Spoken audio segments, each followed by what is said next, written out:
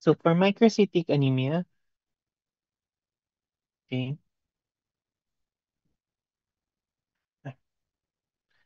okay. So this is decrease of all erythrocyte indices coming from your MCH, MCV, and MCHC. So we classify this as microcytic hypochromic anemia. So ano yung mga usual na nakikitaan ng ganitong manifestation of kind of anemia? So you do have your severe iron deficiency anemia or iron deficiency anemia, sideroblastic anemia, anemia of chronic disease or inflammation, and even thalassemia. So let's first tackle your iron deficiency anemia.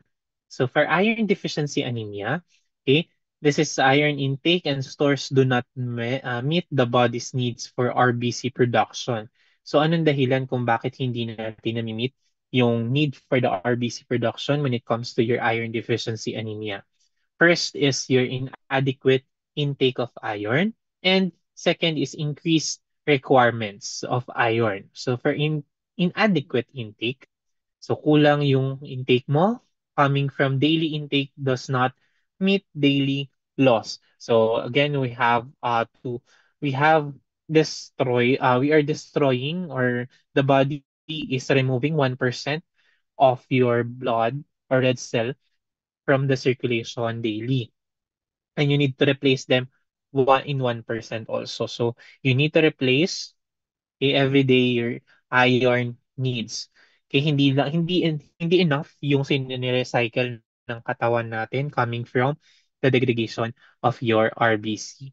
Next is nutritional deficiency. This may be due to, okay, inadequate absorption of your iron. Okay, your large intestine doesn't have the capacity to absorb iron. Okay, so that is a one possible um, cost by inadequate intake. Next is increased requirements. So rapid growth period. So usually this is due during your adolescence. Okay, adolescence period. So your body needs a lot of iron. Okay. And then when menstruating women, so of course, bleeding, there is more than 1% loss of your blood from the circulation, so you need to replace. So you have an increased requirement for iron. And pregnancy and lactation, due to double circulation of your blood, so you need an increased iron store. Kaya nga usually, ano binibigay natin pag buntis? Now we give um already iron supplementation. Okay, not only iron, no, but also vitamin B12, folic acid. Kasama yon. Okay? No. Another is your absorption issues.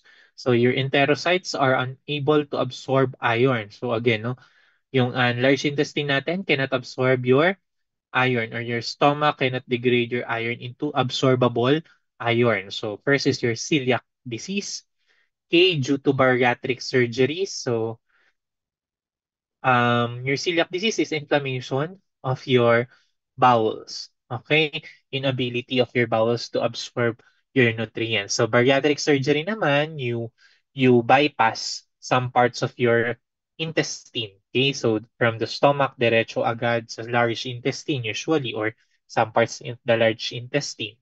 So nagba-bypass tayo para hindi ma-absorb yung fats. No? This is a weight loss procedure. Next, medication. So there are some medication that inhibits your absorption of iron. Okay?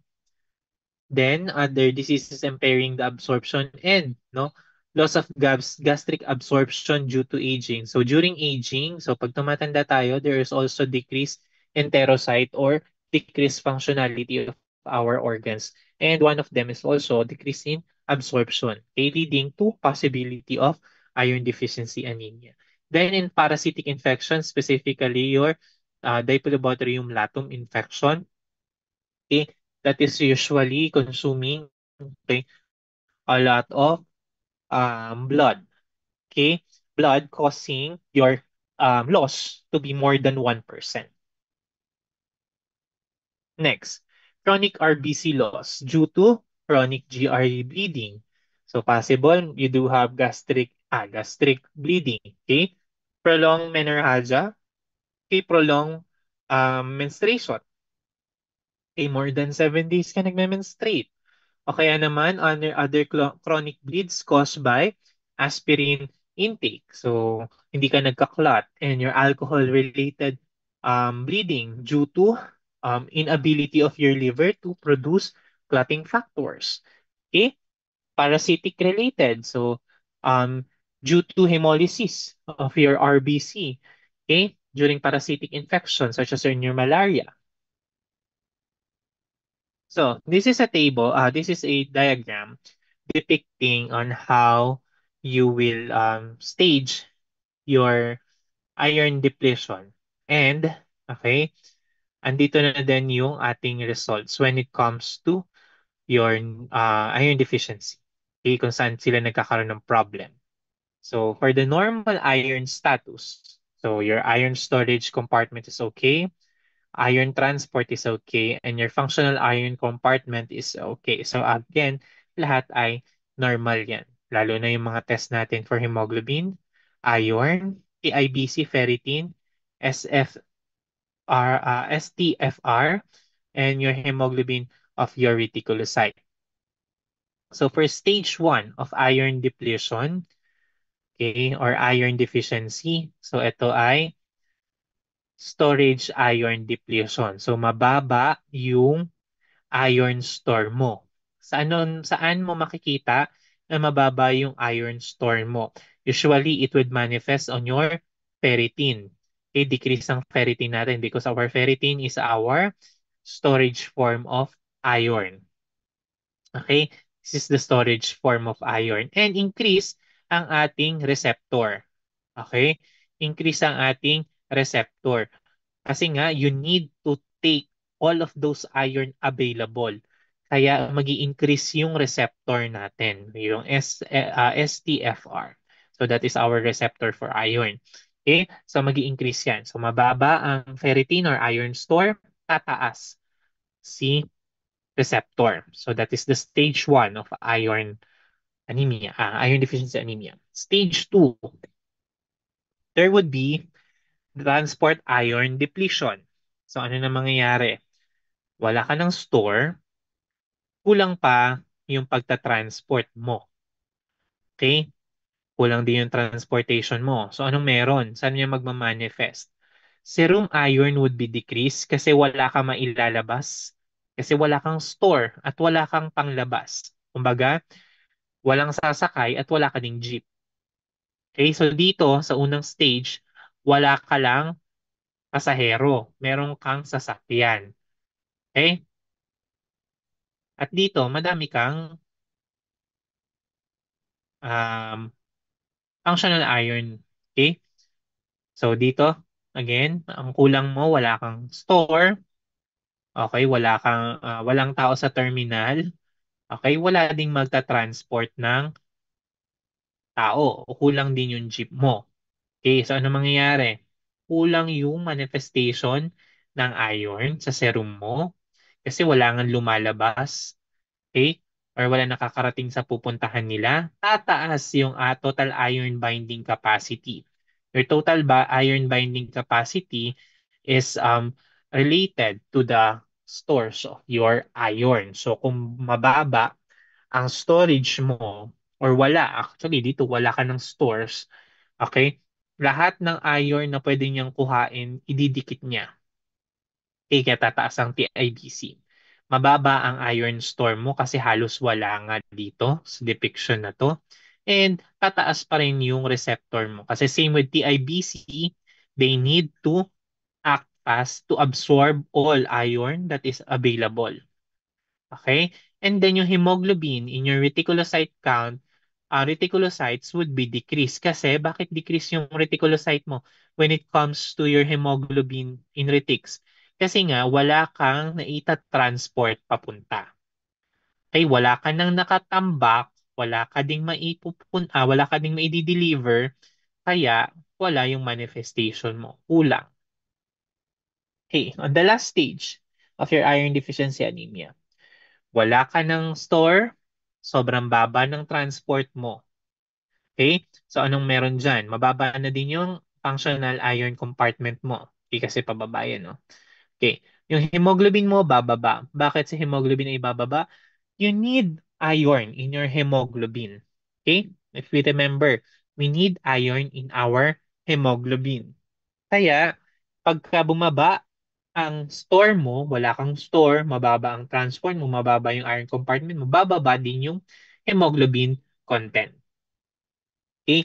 Wala kang iron sa circulation kasi wala ka ding maide-deliver. Tataas yung TIBC mo kasi kailangan makuha mo lahat ng iron na available. Okay? Mababa ang storage at then si receptor mo ay mataas pa rin. Okay? And syempre, yung hemoglobin sa reticulocyte ay mababa. So, laboratory diagnosis of your IDA. So, it varies on the severity of the depletion. So, yun yung stages 1, 2, 3 natin. So, you could use your RBC, hemoglobin hematocrit, as the evaluation, and usually they are decreased. Your MCV, MCH are often also decreased, kaya nga under siya ng microcytic hypochromic. Okay? And then, your RBC tends to be small with increased central pallor because of lack of available hemoglobin. So, nakikita nga natin dito, okay, on the depiction, mababa yung mga hemoglobin natin. Kasi, kailangan natin ng iron when it comes to production of your hemoglobin. Next, iron studies. Ayan. Okay? So, serum iron usually decrease, maybe normal in early stage. So, sabi nga natin, normal siya in early stage. Ferritin is usually decreased because this is again your iron storage of the form in your body. Your total iron binding capacity is also increased because okay, you need to get all the available iron okay, in your body in order for you to produce hemoglobin and red cell. So the percent saturation is usually decreased also. So how do we treat? So we determine and treat any underlying cause. So kung kulang sa intake, pakainin ng iron. Kung may bleeding, paki-stop yung bleeding. Okay? Kung may offending agent such as parasite, tanggalin ng parasite. Gamutin ng parasitic infection. Okay? O kaya naman, umiinom ng gamot that will inhibit the absorption of your iron. So remove the medication or replace the medication. If bariatric surgery is done, reverse the bariatric surgery. So mga ganun. Okay? So iron supplements are needed. So yan, ferrous sulfate is the usual that is available in the Philippines. Ferrous sulfate, so 20 milligram once a day is usually enough if the iron deficiency is not that severe. Pero usually, if severe, kailangan mas magandang gamot. Okay? Or mas magandang klase ng iron ang ibibigay mo. Okay? Next is your RBC transfusion if hemoglobin is critically low. So if we would remember, our hemoglobin critical value is 5. Okay? So kung mas mababa na doon, kailangan na natin ng transfusion or papunta na doon sa value na yon, kailangan na natin ng transfusion. Kasi nga, again, ilang days ang kailangan mo in order for you to replace your red cells or your circulating blood, you need about 7 days, 7 to 8 days.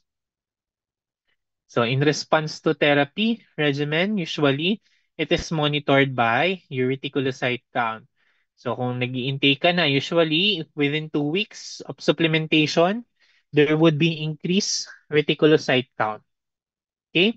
On CBC naman in hemoglobin, there would be increase after 2 to 3 weeks of iron supplementation. Kaya no, pag sinabing balik kayo for check-up, balik kayo kasi kailangan namin i-check kung kailangan pa ba namin itaas ang dosage or kailangan na namin i-stop kasi it is already normal. Okay. Next is sideroblastic anemia. For sideroblastic anemia, okay, this is usually related to your iron pa rin. saan naman siya? Kung meron tayong iron deficiency, meron din tayong iron overload. So, anemia characterized by presence of normal or increased iron that is not effectively incorporated into him. So, meron kang ang iron pero hindi naman nagagamit ng tama. Okay? Yan. Meron kang iron pero hindi naman nagagamit ng tama. So, this is hereditary. This is X-linked or autosomal. Okay? And usually acquired. So, refractory anemia is seen in myelodysplastic syndromes and even in your drugs and toxin intake. So, lead poisoning could manifest with sideroblastic anemia, chronic alcoholism, and varied drugs and toxins. So, sa chronic alcoholism kasi, okay, you just absorb your iron, but okay, in non-ferrous form. Kasi yung ferrous ang kailangan natin.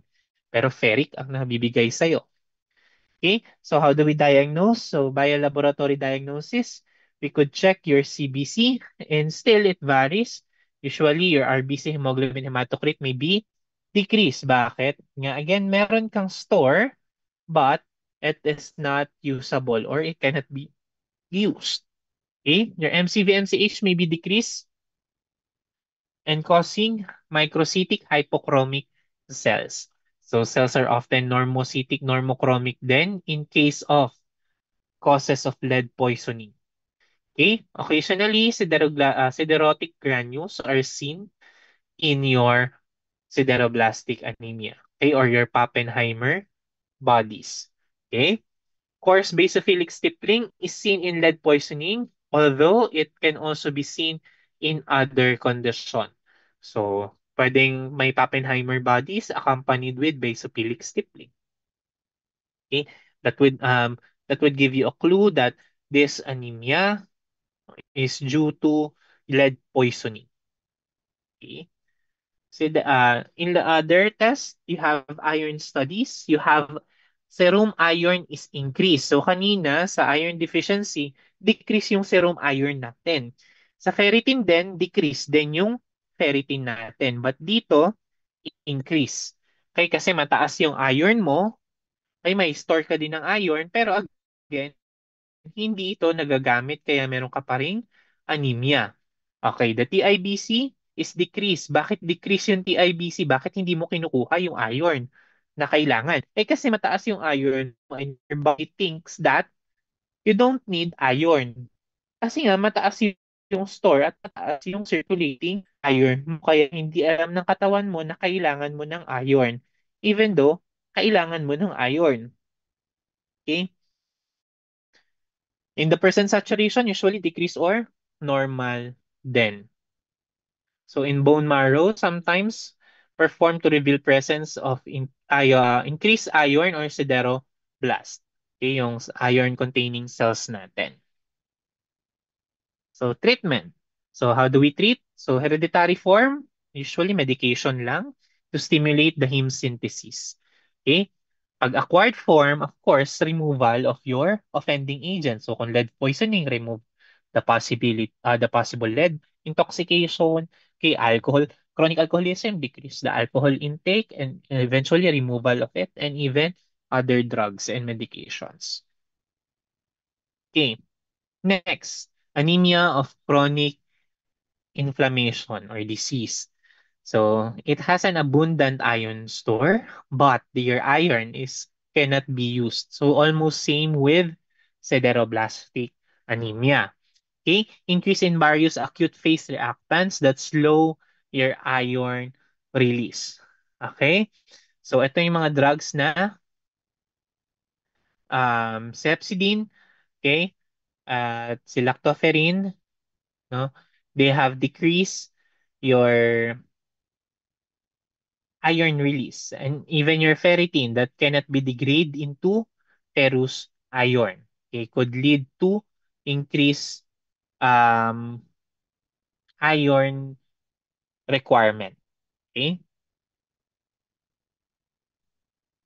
So what are the laboratory findings? So anemia, okay, is usually mild. Mild lang, usually. The RBC, hemoglobin hematocrit, may be slightly increased. Okay? Decrease, sorry, 9 to 11 grams per deciliter. And the MCV-MCH are usually normal. Kaya nga, no, your anemia of chronic inflammation could be classified under normocytic normochromic and microcytic normochromic. Okay? Reticulocytes are normal to decrease. So anong iron studies naman nito? For iron studies, increase ang iron, serum iron. Ang ferritin mo is usually increased or normal. Excuse me. Your TIBC and percent saturation are both decreased. Almost same with sideroblastic anemia. But, no, ano pinagkaiba nila? Sa percent saturation, usually normal or decreased si sideroblastic anemia. Okay. The bone marrow show increased iron store in macrophage. Okay, in macrophage naman nagmamanifest yung increased iron stores. So, treatment and follow-up.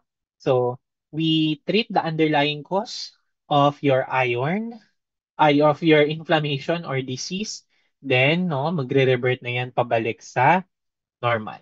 In some cases, erythropoietin and or iron may be administered to the patient in order for you to use the usable iron immediately or to increase the erythropoiesis causing to causing to increase the utilization of iron stores. So this is now the summary of your iron deficiency anemia or microcytic hypochromic in iron deficiency. Okay, so anemia, so biological chemical evidence of inflammation kasi we should rule out any caused by inflammation. Next, if the transferrin saturation is less than 16%, rule out cause of anemia. Okay?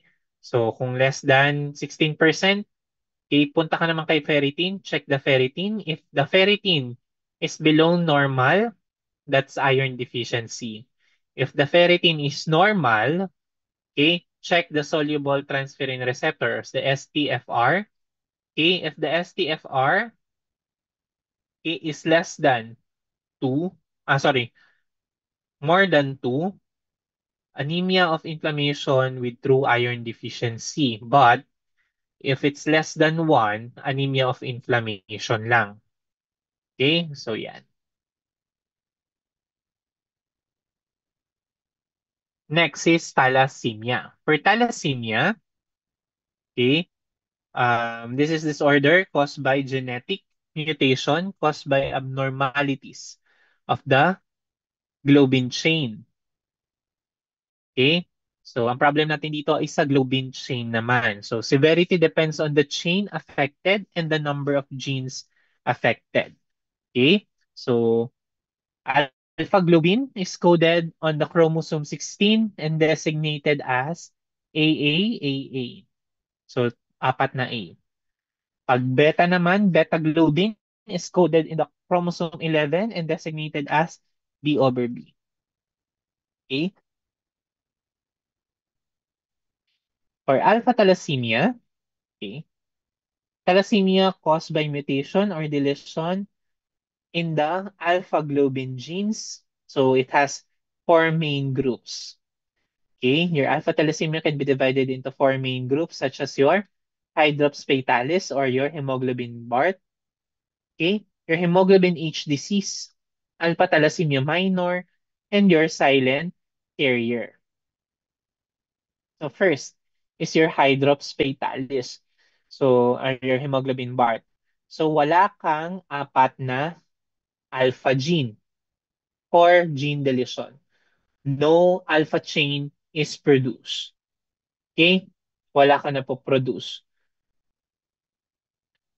And no, this is not compatible with life kasi nga, you don't have functional hemoglobin. Kasi anong sabi natin? when we discussed your hemoglobin. Okay? Ang sabi natin, every globin chain is required to have alpha globin, yung normal. Okay? Fetus will either be delivered prematurely or die shortly after birth or will be delivered stillborn, meaning pinanganak na, patay na in the third trimester. So clinically exhibits severe anemia, cardiac defect, and even hepatosplenomegaly. So, so yung hemoglobin nito, presents are usually hemoglobin BART and a small amount of hemoglobin Portland and hemoglobin H. Okay? So, kaya hindi siya compatible sa life kasi nga yung oxygenation ng tissue, okay, hindi hindi na-release sa tissue yung oxygen because your hemoglobin BART has a high capacity with oxygen. So hawak niya lang yung oxygen, hindi niya nare-release. That's why the tissue will die eventually. Next is hemoglobin H disease. So it has a 3 gene deletion. So again, apat yung A natin, isa lang yung natira. It has an unpaired B chain will form tetramer of your hemoglobin H. Okay? Other hemoglobin presents are your hemoglobin adult 2 with some hemoglobin BART. Okay? Kaya ang manifestation niya usually mild to moderate chronic hemolytic anemia due to the presence of hemoglobin BART and hemoglobin A2. And again, dysfunctional hemoglobin due to absence of 3 alpha chains. So you can manifest also with splenomegaly and other variable findings may occur. But no, this can live, unlike your hydrops fatalis. Okay, so anong findings with your hemoglobin H disease? So microcytic, hypochromic, kaya decrease hemoglobin hematocrit. Okay, RBC count are decreased. You could also manifest with target cells. Okay, poikilocytes are present. So, pwedeng magkaroon ka ng poikilocytosis. Okay, variation yung cell shape and your hemoglobin H inclusion may be seen with your, again, supravital stain such as your new methylene blue or brilliant crescel blue. Next, alpha thalassemia minor. So sa minor, dalawa lang yung deletion, kaya nga minor lang siya eh. Okay? Alpha thalassemia minor, 2 gene deletion. It's either um, absent, and then 2 alpha or absent alpha over absent alpha. Okay? They are usually asymptomatic kasi meron namang 2A. Okay? And usually no therapy is needed kasi nga functional. Sabi natin at least two alpha chains, 'di ba? Para mag-function or para mag-contribute with functionality yung hemoglobin chain. Next, silent carrier. Pag silent carrier, isang gene lang yung nawawala, which is yan. So no clinical symptoms, no therapy needed, and the usual globin chain is normal. Almost normal dito sa silent carrier. Wala masyadong pagbabago. Next, we do have beta thalassemia. Okay, for beta thalassemia, a mutation or deletion in beta globin chains. Okay,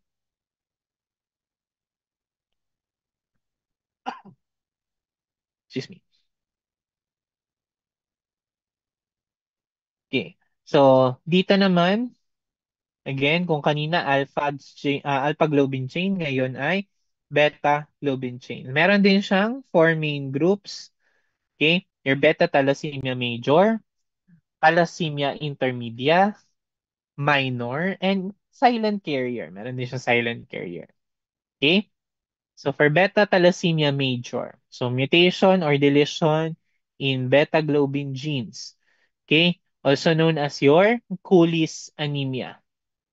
Okay, Cooley's anemia. So sa genotype, you could manifest as B positive, B over B or B over absent or absent both. Okay? Severe hemolytic anemia and could manifest with hepatosplenomegaly and distinct bone changes. So your severe hemolytic anemia usually is diagnosed approximately at 6 months of age. Bakit? Kasi yung hemoglobin F levels niya are normally decreased, okay? And the patient cannot create hemoglobin A, okay? Then the usual clinical picture of this one, okay, yung pathological fractures with distinct bone changes and abnormality in the skull. Okay, that is just due to your erythroid hyperplasia in your bone marrow. Okay. So in your CBC, there would manifest as severe, okay, anemia, but no, the RBC is usually increased. Okay? Increased yung RBC pero the hemoglobin and hematocrit are still decreased. The bone marrow, erythroid hyperplasia, pwede natin makita, and ineffective erythropoiesis due to the absence of your beta chains. And in hemoglobin electrophoresis and HPLC, fetal hemoglobin, increase alpha 2, but no or little hemoglobin A. Bakit? Kasi nga, sa beta, okay, ay kailangan sa hemoglobin A. Okay? Therapy and prognosis. So, supportive therapy, we could use iron chelation therapy and even bone marrow transplant. So, bone marrow transplant is the best. Next, beta thalassemia intermedia occurs when the genotype is beta silent, beta silent, or delta uh, delta absent, delta absent, okay, or absent delta. So usually not transfusion dependent, so meaning hindi pwedeng matransfuse. Okay, and anemia varies between the beta thalassemia minor and beta thalassemia major because it has both characteristics. Okay, of both major and minor. Kaya nga intermedia. Okay. With minor, ito naman ang genotypes niya. So beta plus and beta absent.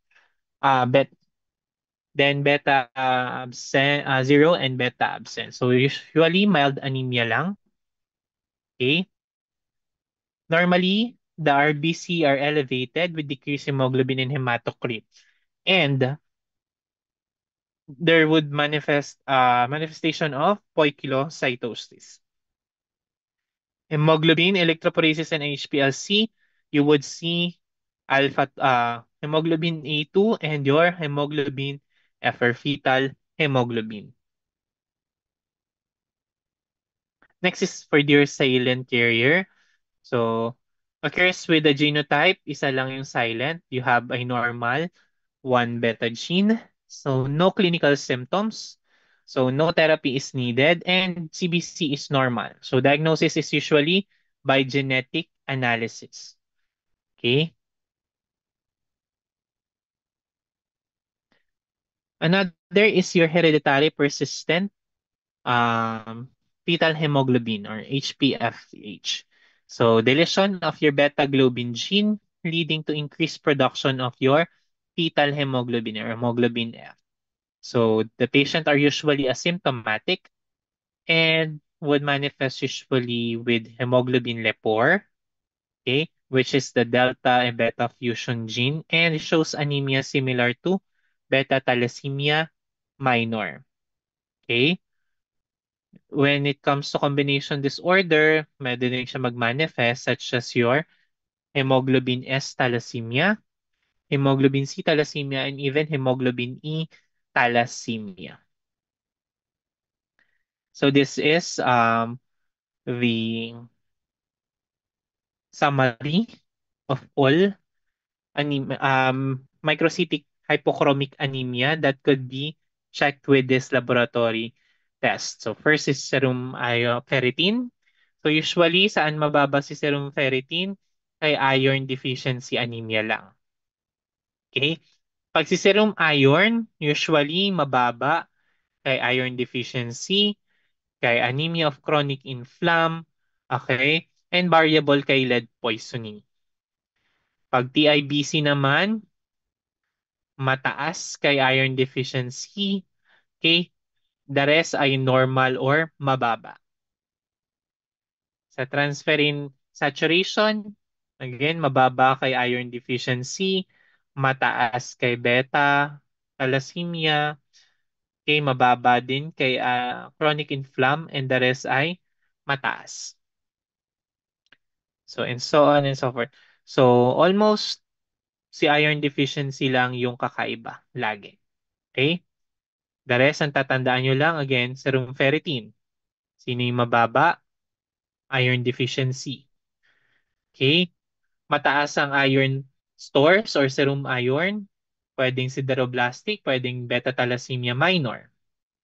Pag mababa ang TIBC, usually chronic disease or sideroblastic anemia. Okay? So, yan mga yan. But if you would test for special test, you could go with your A2, specific test for inflammation, disorder, or malignancy. Okay. So let's have a 5-minute break before we proceed to your macrocytic anemia.